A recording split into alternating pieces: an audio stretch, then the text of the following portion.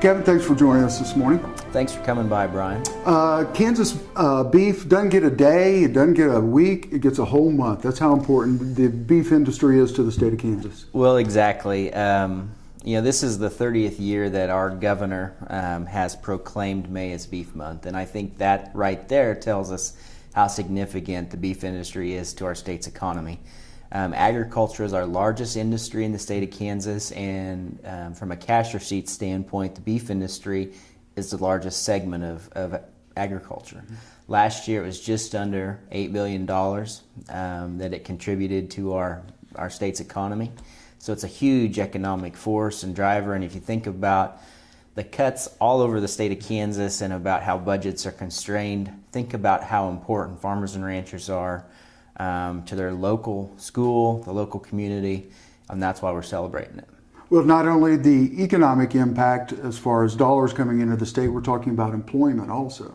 Yeah, 30,000 farms and ranches is what the Kansas Department of Agriculture would tell us across the state of Kansas, and they are from all the way from cow-calf operations to background operations and stocker operations, basically growing beef on forage that we can't farm a lot of this ground.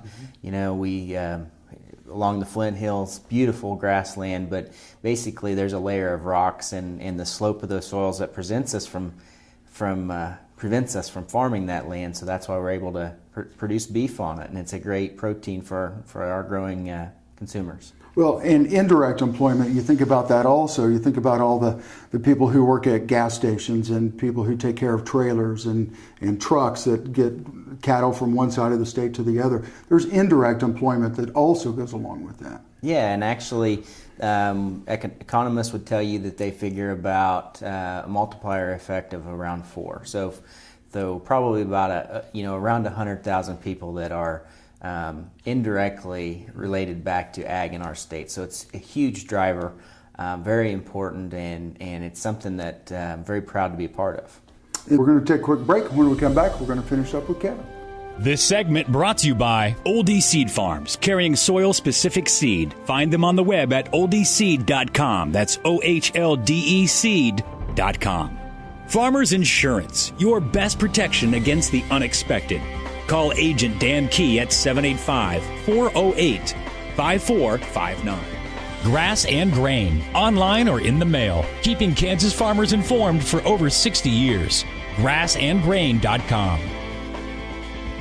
Blue River Traders, the finest selection of Western-style furniture for your home. BlueRiverTraders.com.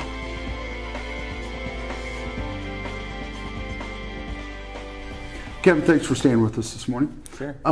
Executive Director of the Kansas Beef Council. The Beef Council plays a really important role in promoting beef here in the state of Kansas. Tell us a little bit about that. Well, it does, and honestly, I think we probably ought to talk a little about the program that funds the Kansas Beef Council, which is the Beef Checkoff Program.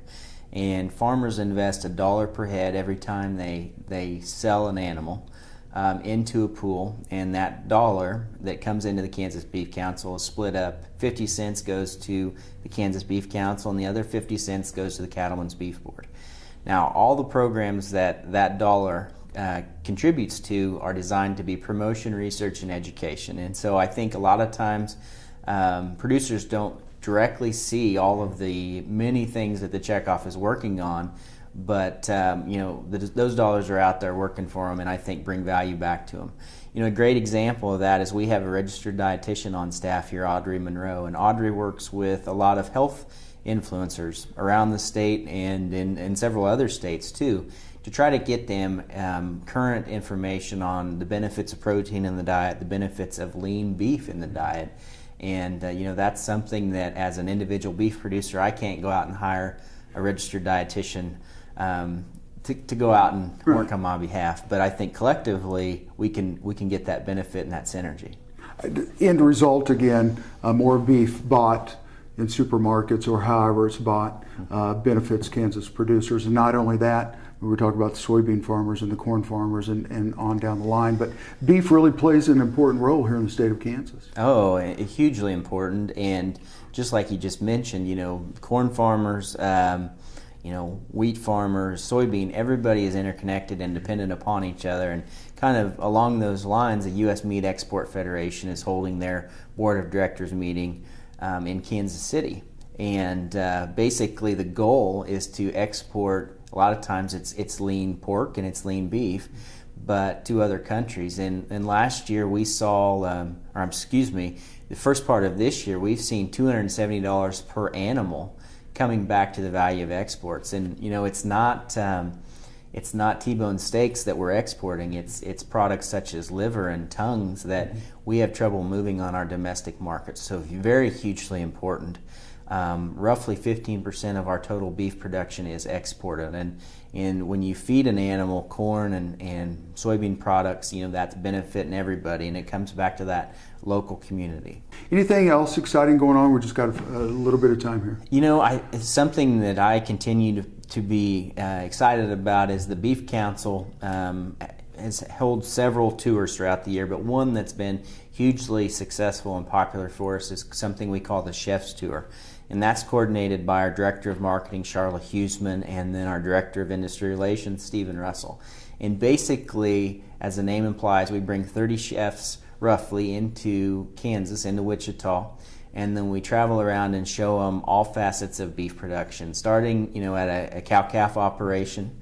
We'll take them to a branding so they can see how those calves are processed and worked, and then the range that they grow on, all the way to a purebred operation, to a feed yard, and then into a processing plant. So they get all the aspects of what it takes, and we've seen a lot of those relationships that Charla and Stephen will build on that tour, really paying dividends for us throughout in other states. So it's something that it is exciting. It's a fun time of the year, and that's going to be the first part of June. You can find us on the web at kansasAGreport.com and make sure to like us on Facebook.